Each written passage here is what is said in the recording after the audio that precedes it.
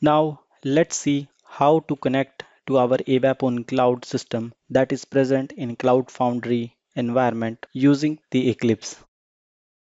To connect to our system, click on File, then New, select the ABAP Cloud project. And here we have the service key, so we will select the second radio button, click on Next. And here we have to select our key that we had downloaded in the previous video. Click on the import button, and here we have our key. Select this and click on open.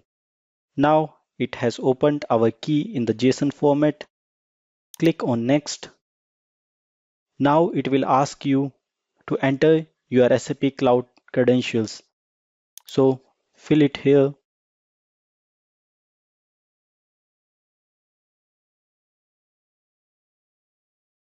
Click on login.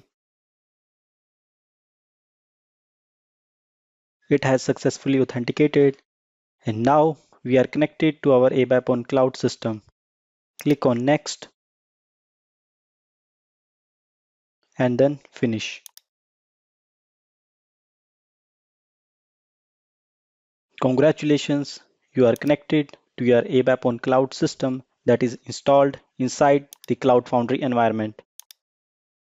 Here you can see that you can access the packages of other users as well. We are using a trial system, that is why we have a shared access to a trial system of ABAP on cloud.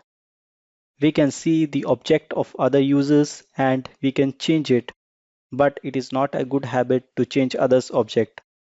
So in the same way, others can also change your objects. So always keep a backup of your objects, whatever you do it.